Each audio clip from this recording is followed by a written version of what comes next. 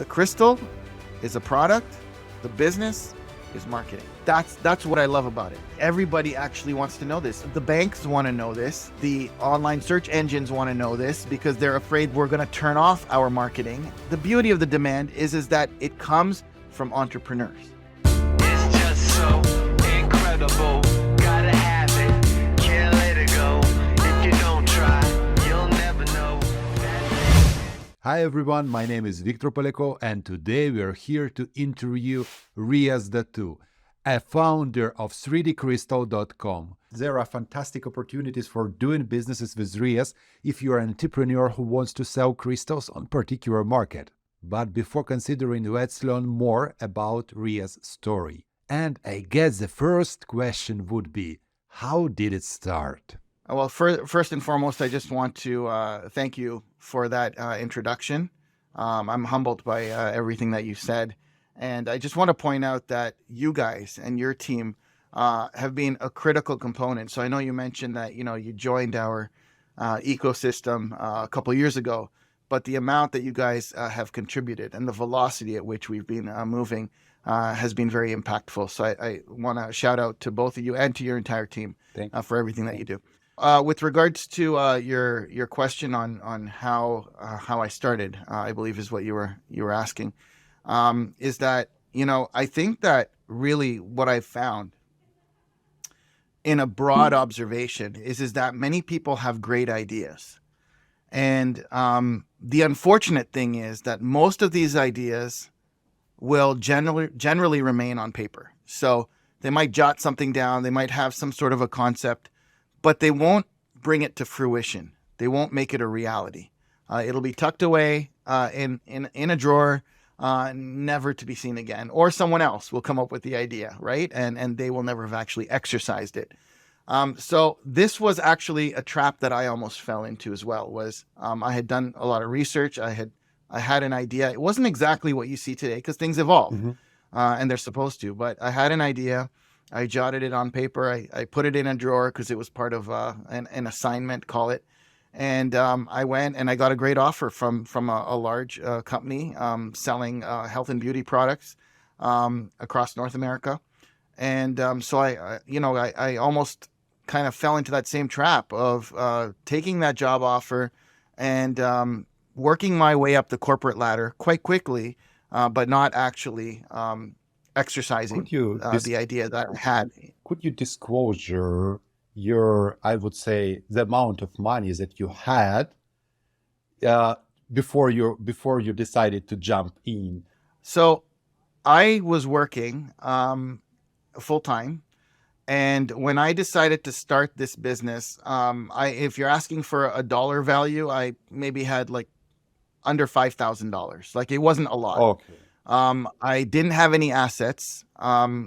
Basically, the reason for this, and people would ask, well, if you were working full time, why couldn't you bank and save enough money to invest into a business? And well, I was very young and I had just completed university, and college fees are quite high. So by the time you pay off your college fees and your loans, etc., you're not left with very much in the first couple of years of working full time. So that was the situation I was in. I had but a couple $1,000s, but I had a great idea. And what ended up happening was that I was moving up the company quite quickly. And, I had the company car. They'd fly us around to different places, for marketing exercises and for amazing, almost I would call it like next level university training in a practical world. So, a great lifestyle, great benefits, great pay and everything. But despite having all of that, something inside me was not settled. And I really I've always found myself as always kind of wanting to be excited about what I do and always wanting to kind of achieve higher levels of success and maximize potential. And when I start realizing that I'm plateauing, that's where all of a sudden, my mind wanders and I start feeling not as satisfied. And so this was a situation that I ended up in, and I was like, I couldn't figure it out at first. Like, why is it? I have everything that I ever wanted, but why is it that I'm feeling this way? And I nailed it down to realizing that, you know what, the reason I'm feeling this way is because I feel like I'm not maximizing my potential. I'm not challenging myself enough. And there's different ways of challenging yourself. One way is to say, okay, now I want to get the next role. I want to go to VP level, or I want to be, a director level, or whatever it is. And you challenge yourself in that way. For me, I really wanted to do something that I was more passionate about. And it all boiled down to this decision. And the decision was, do I take my next promotion, which I had just been granted, So you and refused. continue? You refused to take your next promotion. Yeah, well, kind of. So what happened was they offered me a promotion, and most people would jump at it. But you're right, was that something inside me was like, if I take this promotion, what I'm essentially saying is that now I'm committing myself to work directly up to executive level. Okay, because if you're going to take these sorts of roles, it means that now anybody that's worked in Fortune 500 company, in the large, especially these manufacturing, research and development, marketing companies, consumer products, will know that in order to be an executive level, you have to understand the global vision of the company. And to understand the global vision of the company, you have to be willing to work out of different geographies. You got to be willing to work out of Europe, GCC, North America, South Asia, or the Asias altogether. So to do this, I was like, I'm going to make this decision, but there is one thing that is on the back of my head, and that was that idea that was tucked away in the drawer, which was, had I done that, had I actually moved in the direction of laser technology, which is completely different from what I'm currently doing right now, what would have happened? And I'm very thankful that that was at the back of my head, and that was disturbing me, and that's what I was able to zero in on, because many times you can't figure out what it is that is making you feel a certain way. And it was actually a journey for me to figure out that, well, that is actually something that might be the reason that I'm hesitating taking this this promotion. And so I spoke to my director, and this, as the story goes, I asked for my 1-year leave of absence with the opportunity to come back to the same. Oh, so you cover your back. Covered my back. And this is why it's so important. We're all humans at the end of the day. What I'm feeling might be very well what my director has gone through as well. So, I was very open about what I was feeling and what my solution was to that feeling. And it was a conversation, one-on-one conversation with my director saying, look, honored about this promotion, and I want to bleed the logo of this company. I want to bleed the logo of this company. Meaning I want to live and breathe this company. But to do it fairly, there's one doubt that has to be ironed out. And while my counterpart might take a year's leave of absence to travel the world, another one is taking a year's leave of absence because they just had a child, they want to spend time at home with the newborn, I'm asking for a leave of absence just to try this concept out. And if it does not work, you got me for life. And if it does work, at least we know now. So that was essentially how this all started. And I didn't have any much savings to start this business. So it was very, very risky for me to do so. In one of the videos we edited, I remember you gave an exciting advice, which sounds like, if you want to check your business model, go to the bank and ask for a loan. Yeah, absolutely. So I always say, if you're going to take a risk, you want to take risks in life. You just want to make sure that they're calculated risks. You don't want to take a stupid risk. You want to take a calculated risk. So what that means is that when you make a decision on something, and if it doesn't work out, you can at least go back and you can justify why you made that decision. And in fact, if after a year you look back and if you're the winner in every decision that you made and you haven't lost a single decision in the past year, you've actually failed, because that means you haven't taken enough risk. You've got to be making enough decisions so that some of them, a certain percentage of them, you actually lose on. Then you're taking enough risks. Okay?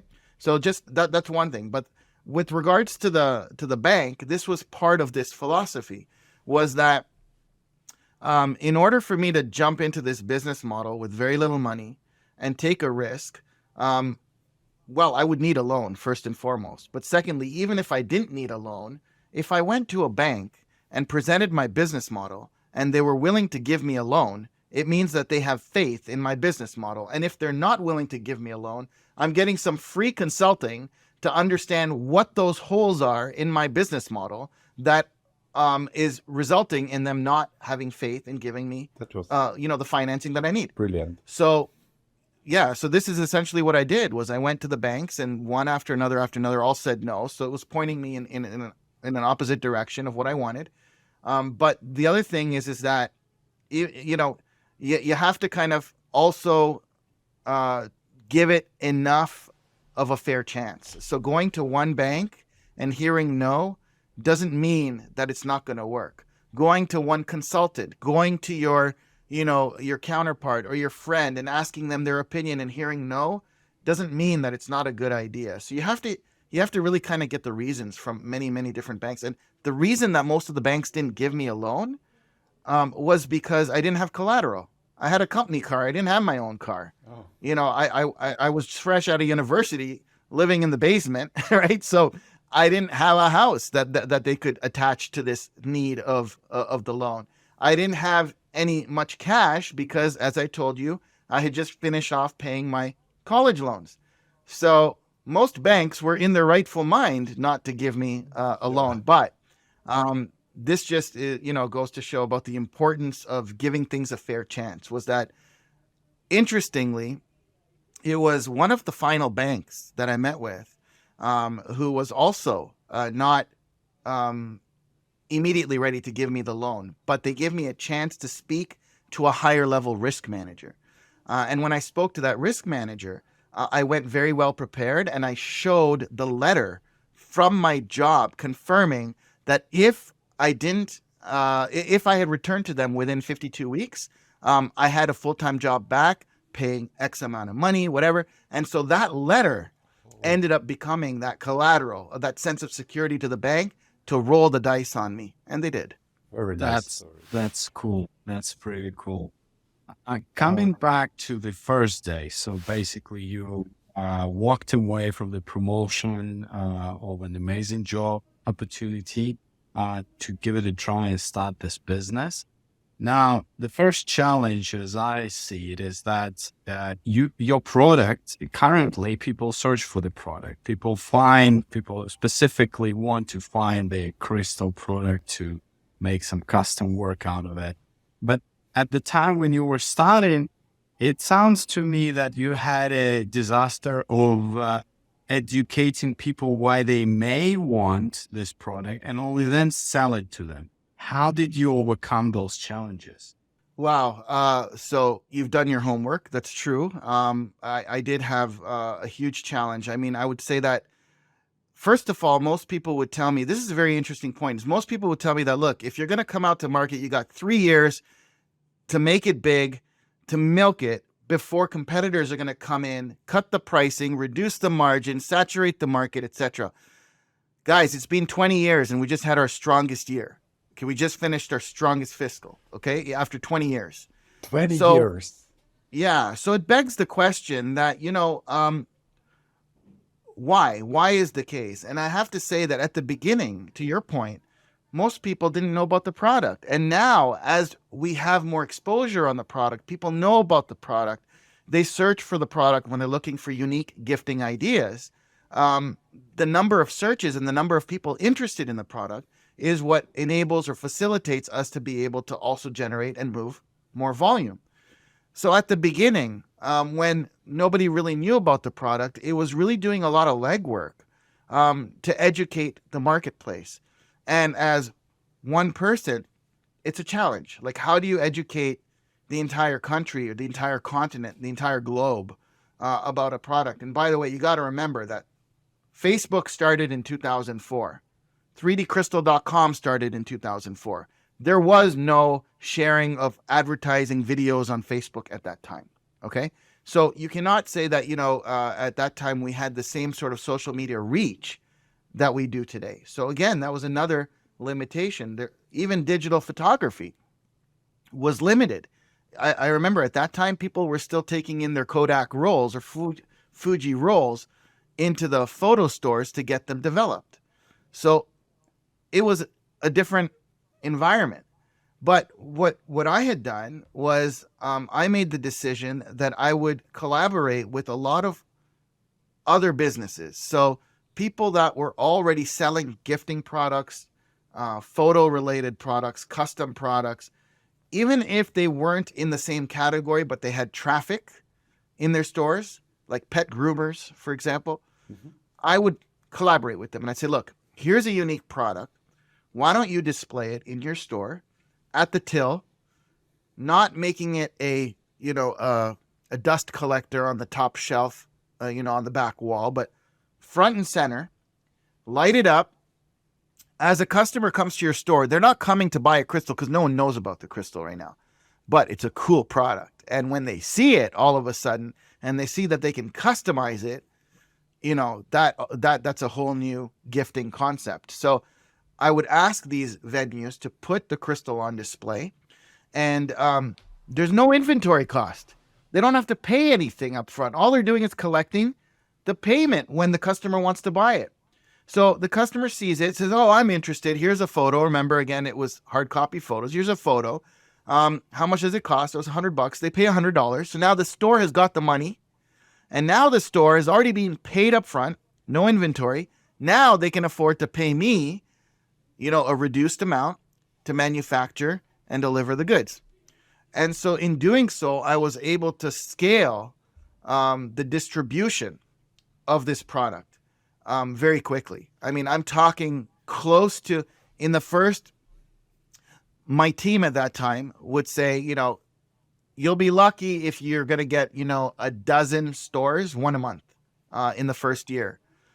In the first year, I had just under 200 stores representing my product. What Okay, about and the in the production second year, capacity? it was exponential. Exactly. And the production capacities, you have to kind of, you got to gauge it, right? So it's like you start Yeah. and you all of a sudden start seeing that, okay, you're getting this many. So the number of crystals that we had manufactured in terms of raw material was so less compared to what we actually ended up needing. But even this is a perfect problem for a business to have. When there's additional demand. And of course, you then have to figure out, okay, how am I going to meet this demand so that I don't have out of stock issues and lose sales in the future? But it's a very, very good problem to have. The number one mistake a lot of people make is before they've started their business, they've gone and they've over purchased inventory, many times inventory that goes bad over time. Lucky in our case, our inventory doesn't go bad. It's not time sensitive. It can sit for a year and it doesn't go bad like a food product, right? But I'm just saying that a lot of people, before they start their business, they feel that they need to have an office. They feel they need to have a warehouse. They feel that they have to have all the inventory. They feel that they have the most beautiful cosmetic business card with the 1-800 cosmetic number. And, it's all wasted effort, wasted money, and huge risk. That's not calculated risk. What's better is go and get the order first. And once you've got the order, then start investing in, the office space and in all the other things that you might need. But for example, if I'm a student and I would love to start my business with 3D crystals, am I able to come to your company and say, hey, could you please teach me how to become your competitor? That's a good point. Well, Yes. there's two things over there. The second point you mentioned was, can you teach me how to be your competitor? Okay, so Yeah. on this point, what I have to say is from day one, I've always taught people how to be a collaborator, okay, not a competitor. So yes, we do compete, but we collaborate at the same time. I believe that there is enough business out there for most products and most services that you can have enough players and still there's so much business to be had. So in my business, in my category, by establishing collaborators, the person that's selling the crystal in the mall is competing with me, yes. But at the same time, when they get the order, where's the order going? I'm the one that's printing it for them. So I'm making less margin, but they're benefiting and I'm benefiting. And when you have mutual benefit, remember, when the tide comes in, it's not just one boat that goes up. All the boats rise together. And if you have this mentality, it makes the entire journey so much more fun. It makes it so you know, the most satisfying moments I have is when now I've got these collaborators taking photos of these huge receipts on transactions they've done. They're not small transactions. I mean, $1,200, $1,300 in a single transaction. They're taking a photo of it, sending it to me, extremely excited to show what they were able to achieve. And this is priceless. The feeling that you get from this is priceless. Just before this question, you had said that if you're new to business, Yes. um, Yeah. why would someone want to work with you, right? How do you prove yourself? How you know, you're so fresh. And I have to say that when it comes to sales and marketing, it's really about psychology. Okay? It's really about human interaction. If you are real, if you are genuine in what you're doing, in the way you smile, in the way you speak, you're going to be able to connect with people in ways you can never imagine. And if you think back to even the relationship that we started a couple of years ago, and I had that interview where I was interviewing you, and there was so many other candidates. But why did I choose you out of all the other candidates? My beautiful smile. Exactly. You got smile is a very important thing. And thanks to, Zoom these days, a lot of people get to meet face to face, and it makes such a big difference compared to just over the phone, right? And so facial expression, the tone of your voice. A lot of people don't realize the power of the tone of your voice. Are you monotone? Are you fluctuating your tone? Are you speaking with passion? Are you trying to make someone feel the way that you're feeling and the way that you communicate? And this is exactly how I've been able to achieve a lot of what I do. People ask, well, how did you get invited to the Prime Minister's office? It's one thing to have a photo with the Prime Minister or a President of America at an event. That's one thing. But to be invited to their office, in their office where they sit and meet with world leaders, is another thing altogether. And how does it happen? Well, it happens because you are communicating something. You're communicating, he's a human. He or she is a human too. They have real feelings. They're going to discuss at the dinner table with their family what they did during their day, no matter what their status is, no matter how much of an A-list celebrity they are. And you got to remember that, because when you are pitching yourself, you've got to have that emotion, that confidence in yourself. And in doing so, you'll be able to achieve really pretty much anything. So I would say to you, to answer that question, is that no matter how fresh anybody is in starting their business, if they are passionate, if they know how to communicate, if they can interact with people in a very real way, they'll be able to. And it might not always work in their favor, but with patience and perseverance, they'll be able to achieve amazing things. Now, you're going to have to remind me about what your next question was. Are you saying that anyone with any type of background, whether they already had successful business or they're running one, or they are this is their first attempt to start a business, they can reach you out and potentially make a deal of working together? Yes, absolutely. It can be in the same market or it can be in a different market. No problem. Okay. So I have people next door that wanted to start the business. They walked over. We took them for a tour of our laser hub. They saw all this amazing stuff going on, the latest in laser technology and innovation, and they started their business. So it could be a local market or a completely different market, no problem. And yes, that's exactly what I'm saying.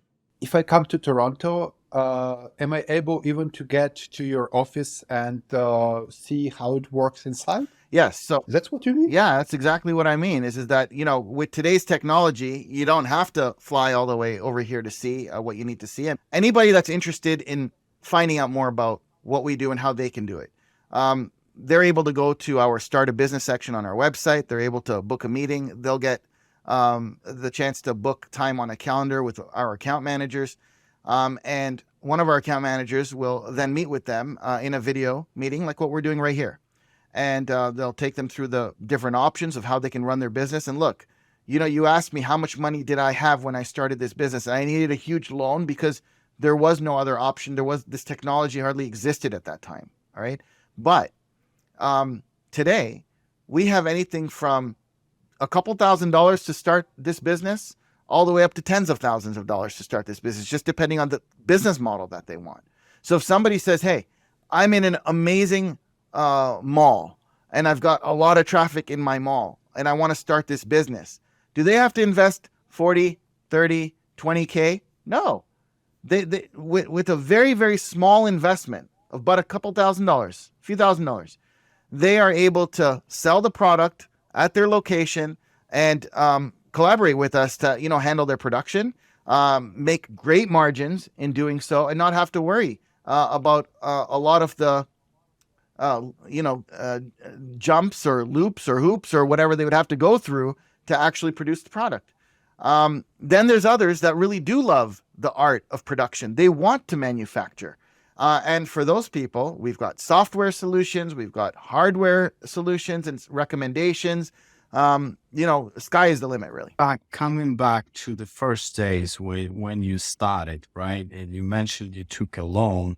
Apart from the high cost of getting into that business when you started, you also had the challenges like 3D scanners, size limitations, slow market acceptance, high costs. What made you stick to this business and idea still? For the longest time, the business was like this. How can I show it here? It wasn't a hockey stick as everybody would expect or hope. It was like this. So was I going down? No. I was a little over flat for the longest time because of all these limitations you just mentioned. We were limited by size. The investment in the hardware was high. So my financing costs were high. I had to have so much amount of sales in order just to pay off my principal and my interest, right? And the limitation of the scanner, meaning that we could not make 3D just from a regular photograph. It had to be flat, 2D. And to get 3D, we would have to have this huge scanner. Like, it costed what I would pay for a car for this scanner. And I would have to get people to come in and get scanned. Now, let me ask you this, is that if you want to gift your wife with a family photo in 3D of Crystal, would you bring your wife and kids into the studio to get them scanned?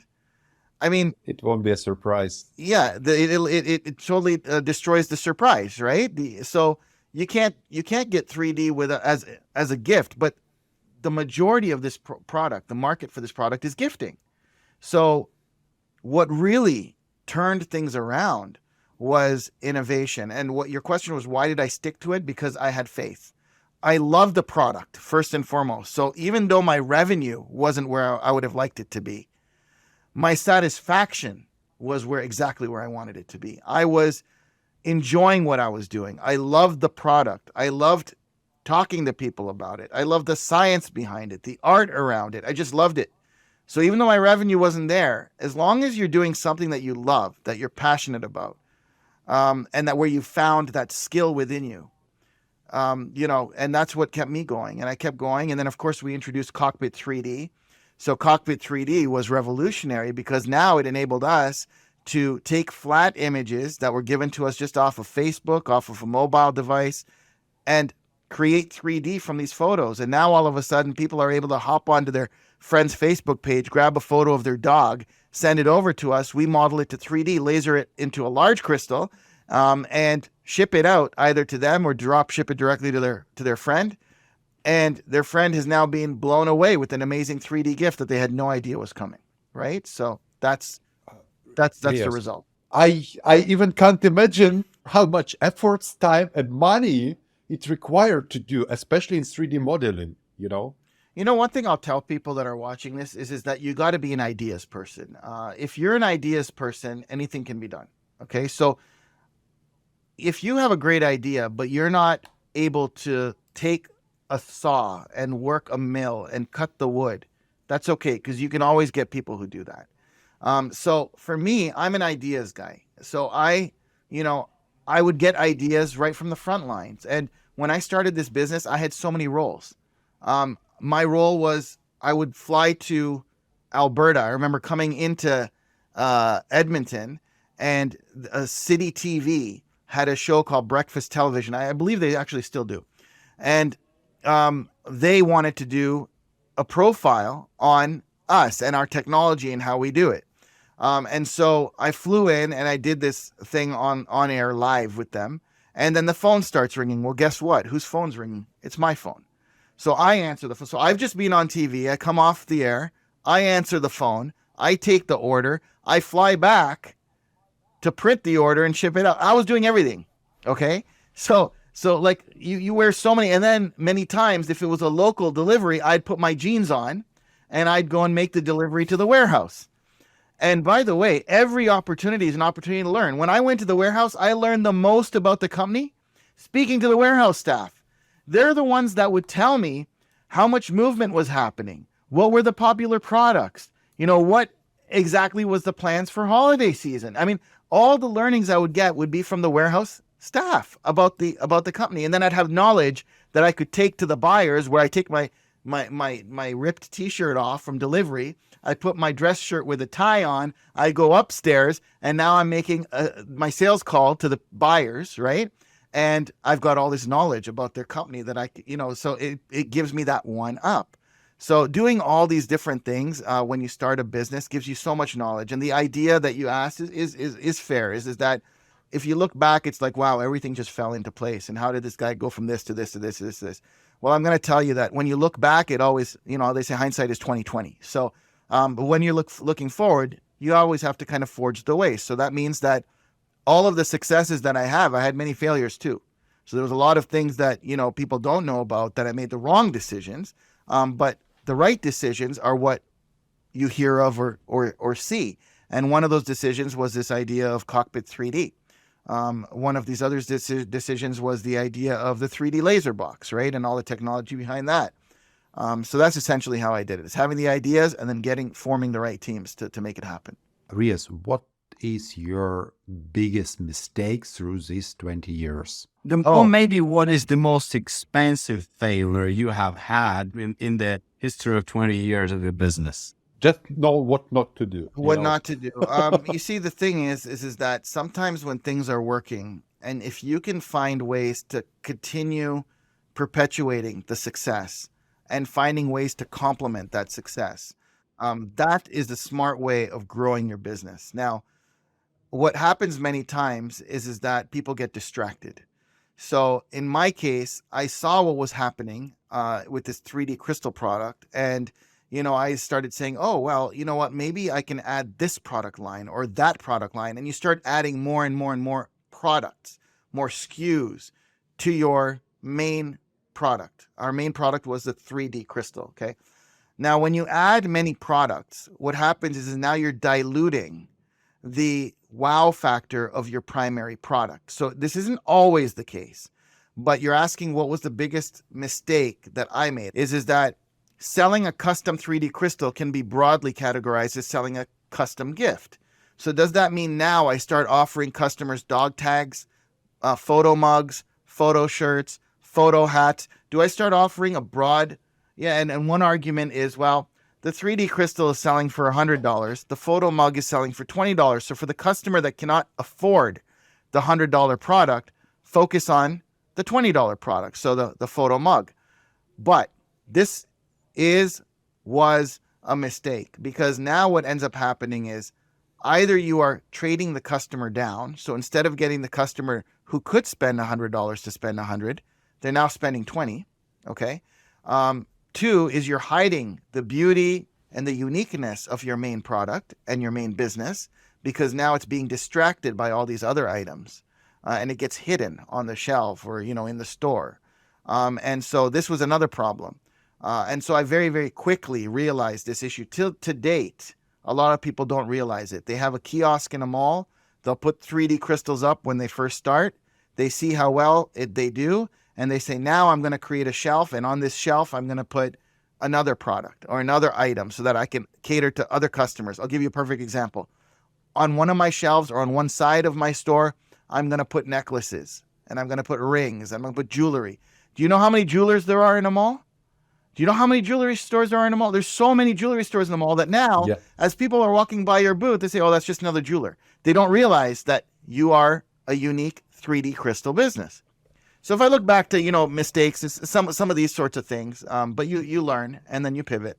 And you know what? When I'm walking through Manchester here, and I see these photo shops with 3D crystal product inside it.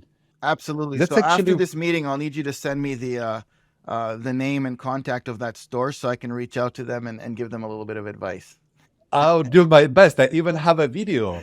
I asked them, may I shoot a video for Ria. So I'll share this video with you right after this conversation.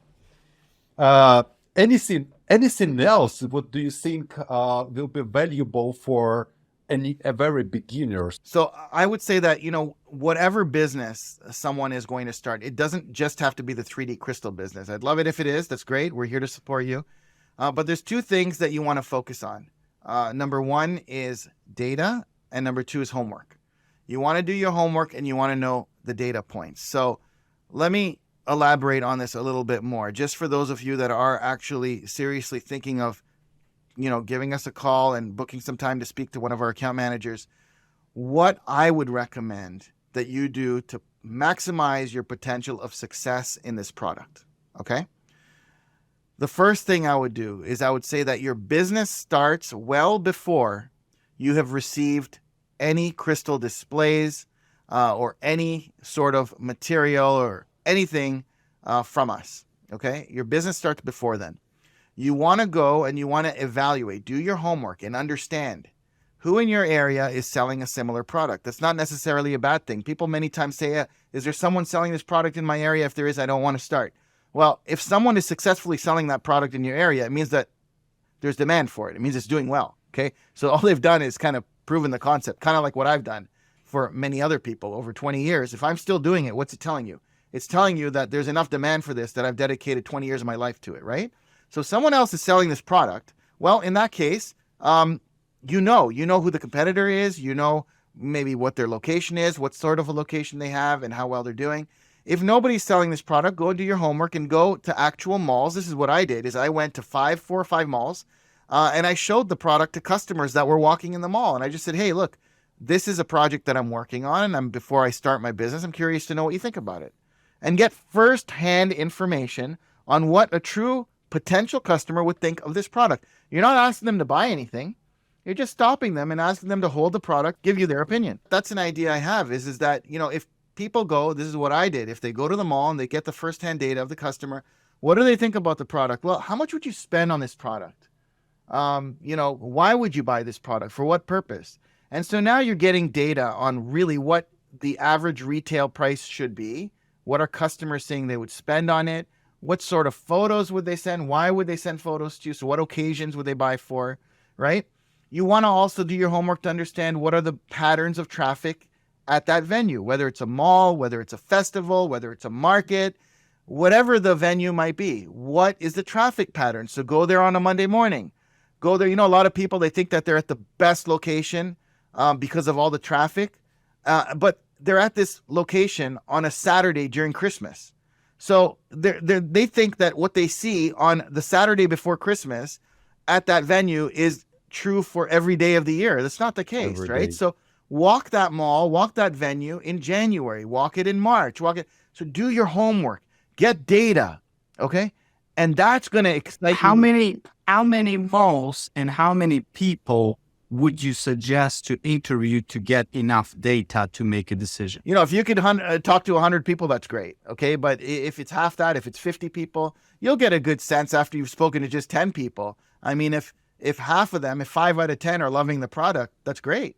If 2 out of 10 are saying I like it and the other 8 are just running away, well, you're going to need to do a lot more, talk to a lot more people, or just move to another venue altogether. But this is homework, so.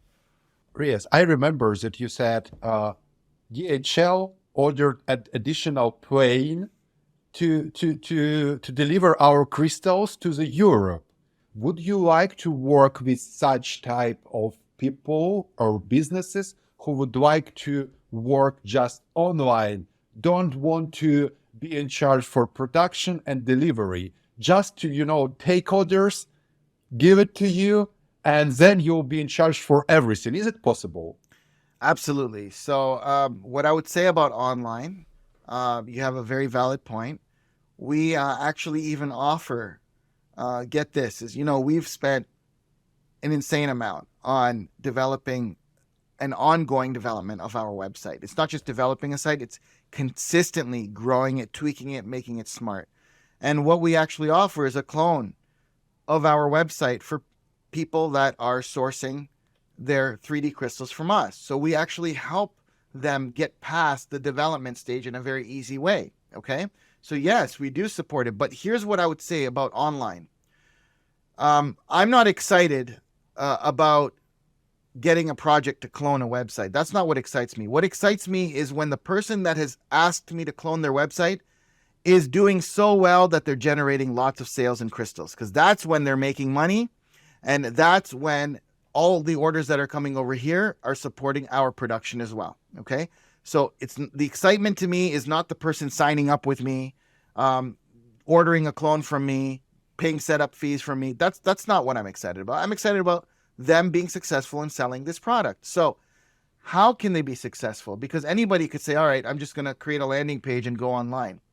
Well, as long as the person is creative, has a marketing plan, is willing to put the legwork in to all the effort that's required to educating people online, whether that's through ads, whether that's through videos, whether that's through, speaking to other people that have influence who could help, cross market, cross promote. If they're willing to put that effort in, then I'm more than happy to work with them.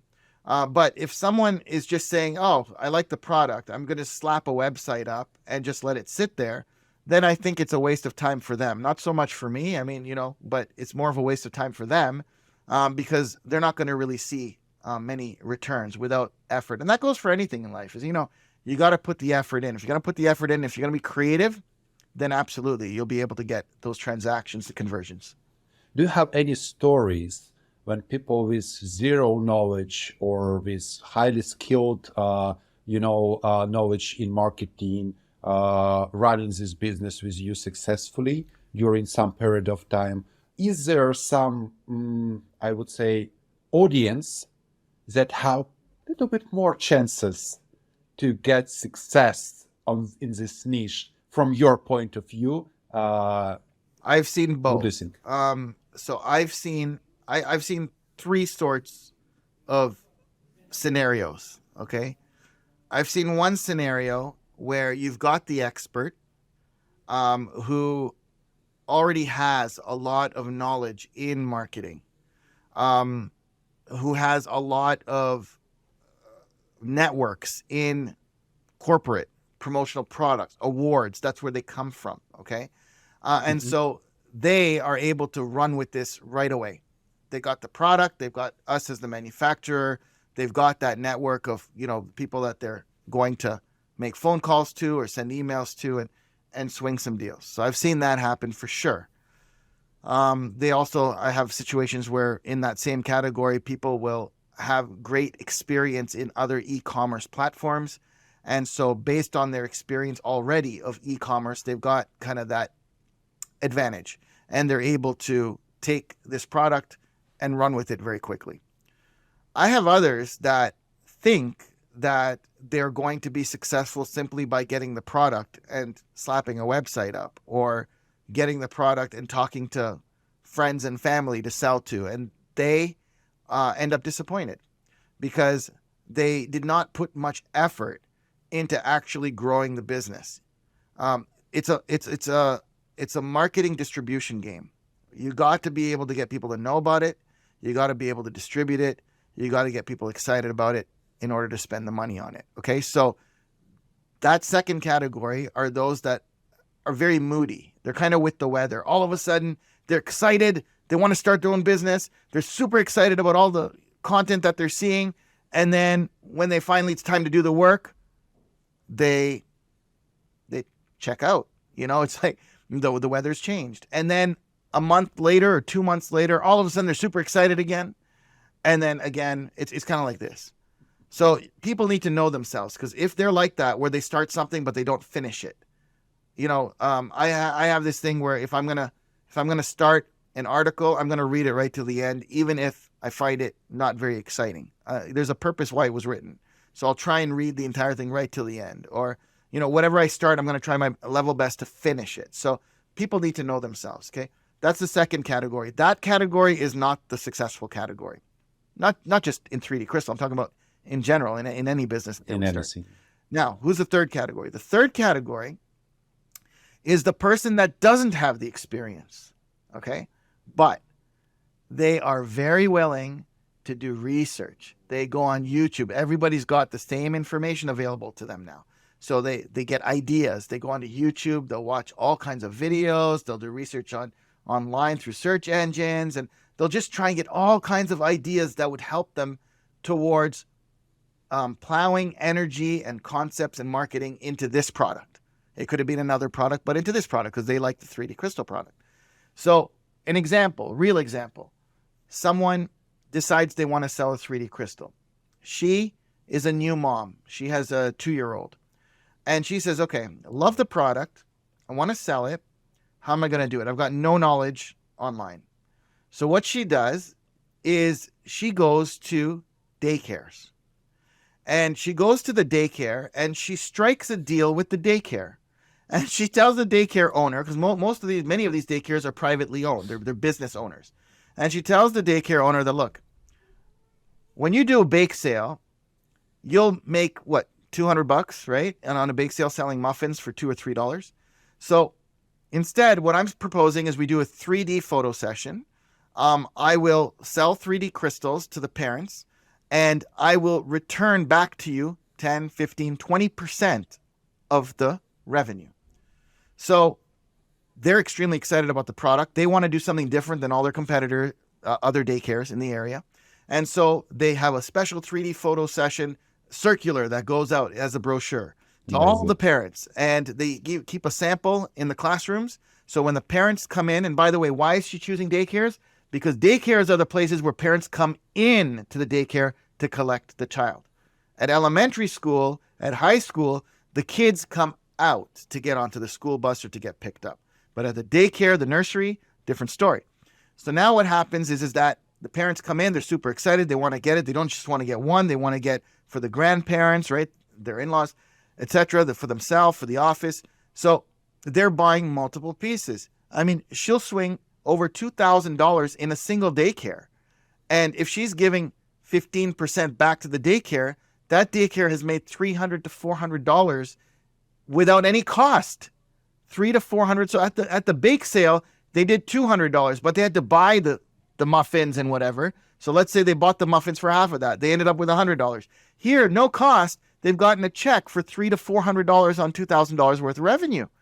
Okay, so perfect example of someone that had no knowledge, but she did her homework. She identified a niche that would work, and she hit it. And she was able to, one daycare after, and by the way, that daycare, after getting $400, you think they're going to keep quiet? They're already booking her for next year. So now she's got her calendar full for next year. This is amazing. Yeah. I don't know how to call these. Goosebumps. Goosebumps. You see, goosebumps. it's- You get goosebumps. I have a feeling that I need to create something for my company like that. That's very powerful. You How know- many years ago she did that? Oh, geez, I can't remember. It must have been like over 12, 13 years ago. Can we reach her out? I'll see is if she's she willing to working come on still with camera. you? The one thing about these, most of these wholesalers, I always want to book wholesalers to do interviews, but you have to remember one thing is that to them, they don't want to promote more competition to themselves. You know what I mean? So they're many times very shy to get on camera and help the cause, help the cause. But One of the questions I also wanted to ask, coming back to the first days again, and the first day of the startup, I assume you went door to door to the stores to sell the idea of displaying the crystal in a shop or a store or whatever. Was that the case? And what was the pitch like? And what was the conversion rate? So out of the 10 stores you visited, how many converted? That's a very, very loaded and very good question. I mixed my strategy. So I would always keep product with me. And to date, even when I travel, I always have product with me. I'm always talking to people. And every time I talk to someone, it's an opportunity to sell, right? Whether they're going to buy the product for themselves or whether they're a potential B2B, you never know. You never know who you're speaking to. So I still to date do that. But at the beginning days, actually, my story was that I wanted to scale very, very quickly. And so there were these mom and pop stores, the smaller stores, independently owned. And they don't have enough volume to buy their equipment. So if they're selling cameras, Nikon SLRs and Fuji SLRs, whatever, they don't have enough volume to buy directly from Nikon, directly from Fuji. So what they would do is they would purchase their product from a buying group. And so I went to that buying group and I said, look, you've got 300 to 400 stores that are buying hardware from you. Could we offer our product to them? Now, the buying group doesn't just let anybody in. I mean, they have initiation fees. They go, so, it was another $10,000 just to get approved just for listing. to write a message. Just to get approved for listing. But here, what did I say earlier in our discussion today? I said that everybody's human.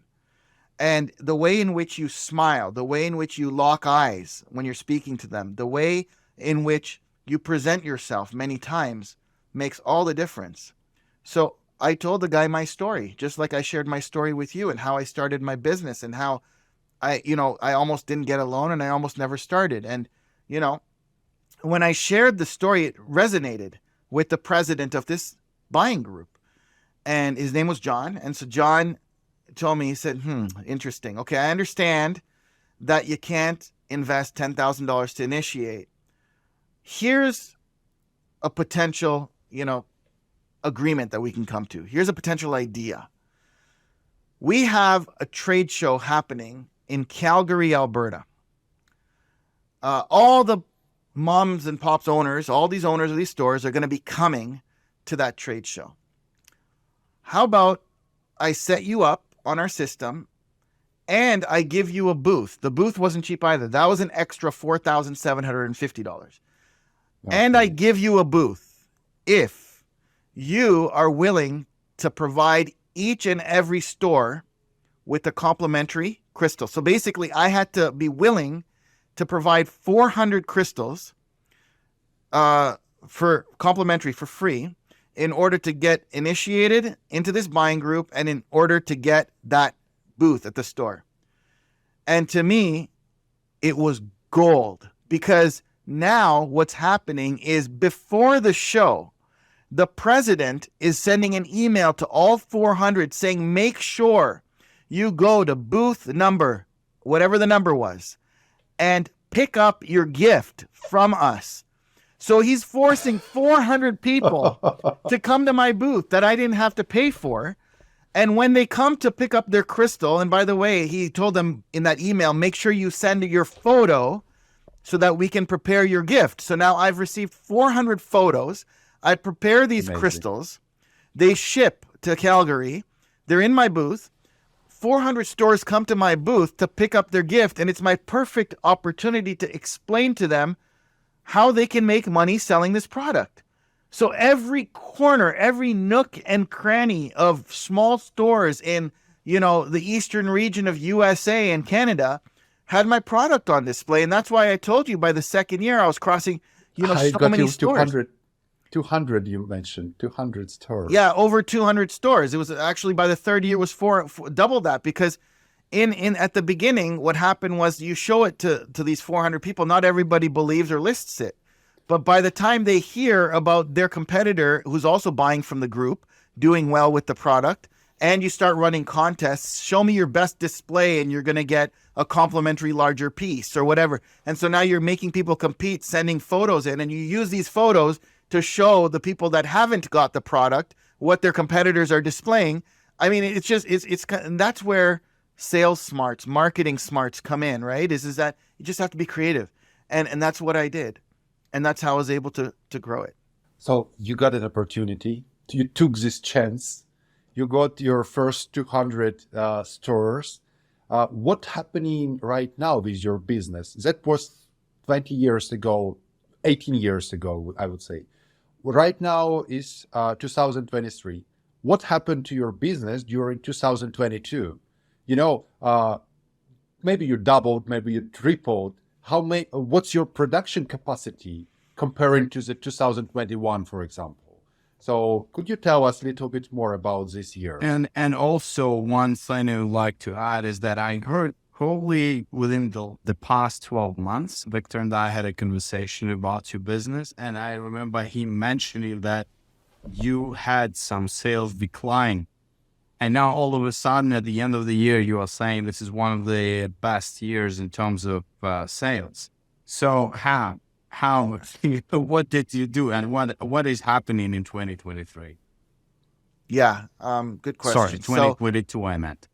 Yeah. On the sales decline, what Victor is referring to is the beginning of COVID. So at the beginning of COVID, what ended up happening was the whole world shut down. And our business model had evolved from 20 years ago to 2 years ago, where now we weren't just relying on having our product in photo stores, independently owned, but we have our product at tourist venues. We've helped a lot of entrepreneurs start their businesses in malls. So we're supporting all of these people, okay? We've gone from North America to 6 continents, right? So that's a significant growth, and that's expected over that duration of time. If you're running a real business and dedicating your life to it, you would expect that to happen over the duration of 20 years.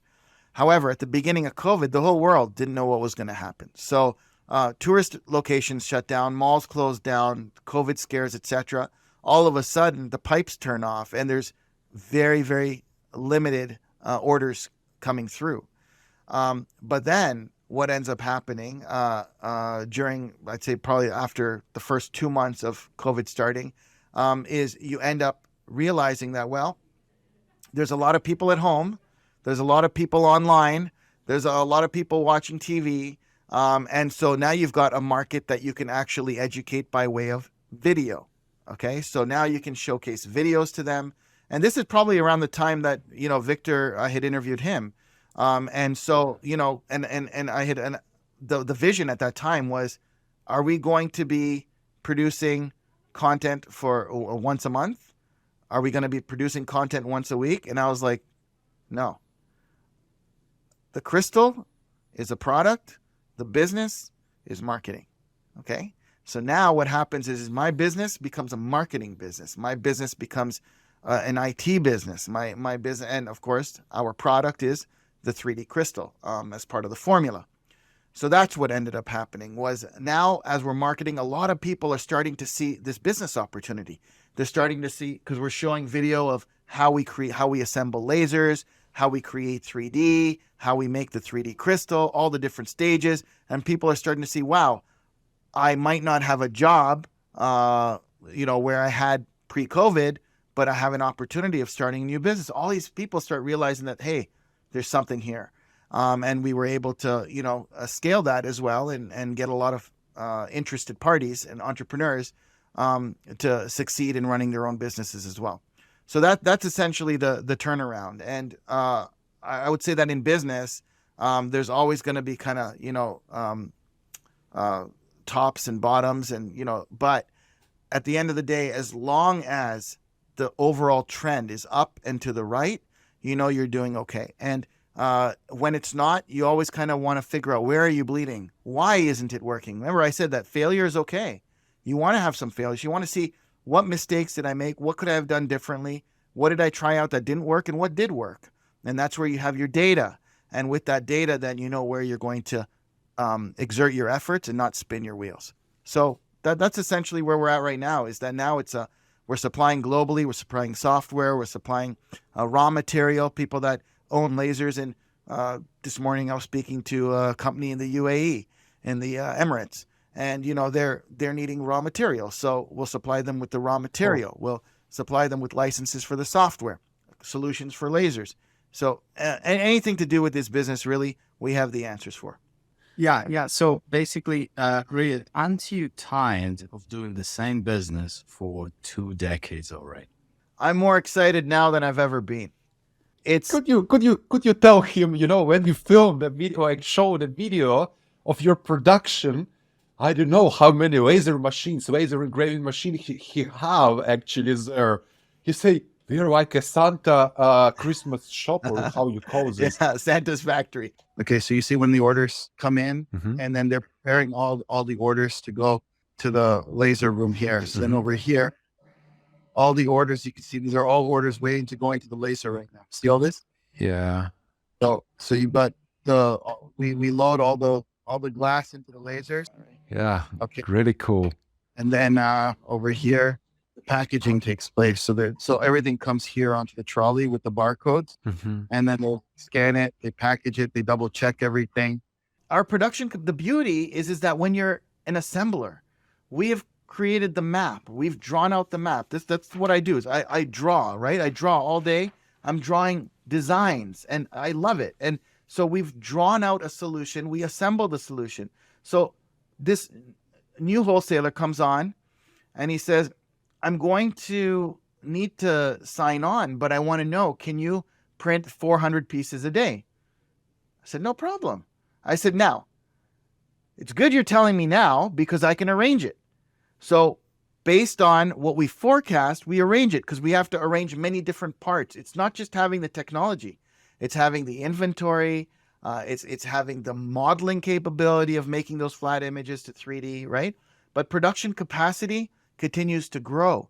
And you're right, is that when it comes to the fleet of lasers, I remain excited because we're nowhere even close to our maximum number. I mean, we are always looking to expand it further and further and further in order to meet the demand. And the demand, the beauty of the demand is that it comes from entrepreneurs. Okay, that's what I love about it. Is that the demand is coming from entrepreneurs. It's those people that had faith in doing their homework, just like Eugene. The questions you've asked Eugene show me that you've done your homework. You've watched my content. You've watched what Victor has produced, right?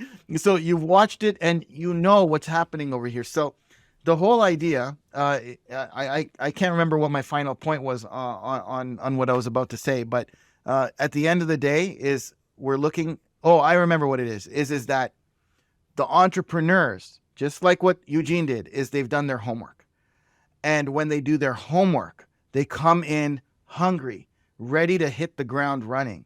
And when they come in ready to hit the ground running, it means that they're already running a business before they've got their display of crystals from us, because they know the market that they're going to hit. They might even have orders already. They just told them that the order will take 3 weeks as opposed to 3 days because they didn't set up their account with us yet. But once they've got their account with us, they're getting it in a couple days, and they're running a successful business. And that's the beauty. So let's say I have an online shop. I have an account with you. I got my first order. What's going on with this order? So how it works? So the process, I'll simplify it, okay? So the process is like this. If someone decides that they want to run this business without investing a lot of money in machinery, all they need to do is think of how they want to market it. So what company name? What's their brand name? Because we're not selling franchises. So it's not about them having to run it under our brand name. That would defeat the purpose. We want them to build their own business and run it under their own brand name. So they make the sale. After they've made the sale, they simply log on to a portal. On that, we call it Profit because we want them to make profit. So the actual portal itself is called Profit, okay? They go onto the Profit system. They enter their order of their customer. And once they've entered the order, it's as though they are running the factory without physically needing to put the crystal in the machine. That's how we've made it, okay? So when they enter that order, they can see if it's with a 3D artist. They can see on the system if it's in the laser. They can see on the system if it's out of the laser or burning, if it's ready to pack. They can see everything. And once it's shipped, they can see the tracking as well, okay? So they see every single step from the order entry right through production and shipping. And then what ends up happening is that I should mention that once they've made that sale and they've placed that order with us, they've already made their margin. Because when they're placing an order with us, they're making a significant percentage. Now, to get details on economics, what I would say is your best bet is to speak to an account manager. So you go to the Start a Business page on 3dcrystal.com, you fill that out, arrange some time, and speak to an account manager. Because to be honest, I also believe, and I think other business savvy people would believe as well, that when we share information, we want to share it with people that are serious. So if I want to share what are the margins that you're going to make, I can easily give you a number right now. Okay. But for those that are watching this right now, what I would tell you is that show us you're serious. Book some time, speak to an account manager, have your homework done, have some good questions ready, and show us you're serious. And we'll show you what we can do with you. I mean, we will impress you in terms of the kind of business you can run, the kind of margins you can make. And then you do so well. Some people are like, this is exactly what I want. Now I want to expand and get another location, or I want to expand to a different market. Fine. Others, they change their business models. They're like, okay, this was a good starting point. Now I want to print myself. I want to get a laser myself. No problem. You know why? Because we're encouraging many different business models. So now you tell me I want to get a laser.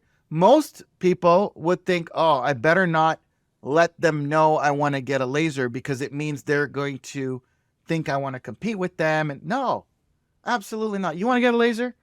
All we have to do is switch your account over from relying on our hub to now having a direct access to the artists who are going to do the 3D work for you. So that when you get an order and you place the order, that order doesn't flow and fall to our laser hub.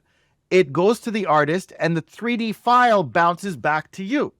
So now you can use Cockpit 3D, have full control, create that file, the point cloud, put it into your own laser and print it. So you just see how it's completely holistic, and we can assist you if you're just starting using our laser hub, if you want to continue growing your business using our laser hub, or if you want to print yourself, no problem. We can help you in all ways. And then the laser that you get. So as you do your homework, you're more than welcome to consult with us for advice on what laser you're going to get. We have lasers that, like I said, I draw and I arrange the assembly of lasers that are, in my opinion, world-class, the best lasers in the market. And that's why I use them. And I'm more than happy to have my team share with you the lasers that we use as well. So you might decide to get the same laser that we're using. You might decide to take a risk and go and buy another laser on the market. Doesn't matter, because at the end of the day, the file that we send you to open up in Cockpit 3D, you can burn on any laser, any subsurface engraving machine. So whether you're buying a laser that I'm using or whether you're buying a laser from someone else, no problem. In how many days my client will get his crystal? So when you're printing that, you'll get your 3D file back within a matter of a few hours, and you can ship it out same day if you're doing the printing locally. Now, if you're not doing the printing locally and you're relying on our hub to do the printing, then it depends on the continent and the country that you're in. Okay, so in the US, they can get it as soon as next day if they select what we call a red carpet service. So if that order came in by a certain time today, it would get prioritized and put on the express lane to be in a laser and on an aircraft tonight to land where it needs to go by tomorrow. And if you don't need it that soon, you can go the regular route, don't select the red carpet, have it produced within a matter of 2 days, I guess it is, plus the shipping time to get to you. And if you want to save on the shipping, you can choose ground shipping versus air shipping. So you have full control really on deciding how quick you expect to get this product. It's just a question of what my client willing to pay for. Yeah, exactly. Like you'll have funeral homes. So funeral homes is another business model, right? So you have funeral homes that need it for a particular viewing event. So for them, it'll be a more express project than someone that's maybe thinking ahead of time for an upcoming occasion. Is this turnaround time is crucial for this business usually or not? If you are a mall location or an online location, you're A-okay using the laser hub, no problem at all. Most people have more than enough time to get their product back to them. If you are a tourist location where they are purchasing, but they're not going to be around to pick up and they're leaving, then you have two options. One option, we have some tourist locations where they will have us print and drop ship it directly to the customer's home. And we have other tourist locations that decide that they actually want to invest in the laser on site. And in that scenario, they'll be able to print directly on site because they'll send the file. Our 3D artist team will give them the file back within a matter of a couple hours, and then they'll print it, and the customer will generally pick it up on their way home directly from that same venue. Could you tell us a little bit more about tourist locations and how it works actually? Yeah, so at a tourist venue, which is where I actually started my business model, is and that's really what my I would say my original vision and my ongoing passion is really tourism and hospitality. Interestingly, in tourism and hospitality, when everybody's on holidays, that's when you're working. And that's the industry I chose. Out of all the industries I could have loved to do, it was that one there. But so, of course, my wife gets a little annoyed with me. But I love tourism and hospitality. And so the way that the tourism and hospitality industry works is that if you wanted to sell 3D crystals at your venue, you would essentially have a laser on site, and you would have two ways of getting 3D done. The more instant way with the 3D scanner, or the if someone gave you a photo, then it would take a bit longer, and you would get the file, a few hours later. So you would set up your scanner, you take the scan, you would put the 3D file load it up on your laser machine, put the crystal in the laser, press start, burn, and they can get the crystal and walk away in as quick as like 15 to 20 minutes. If they're picking it up, well, then you take your orders and you have the conversions coming back over time. That's generally if they're going to give you a photo that they already like, and then you'll have it printed and ready for them to pick up a little later on.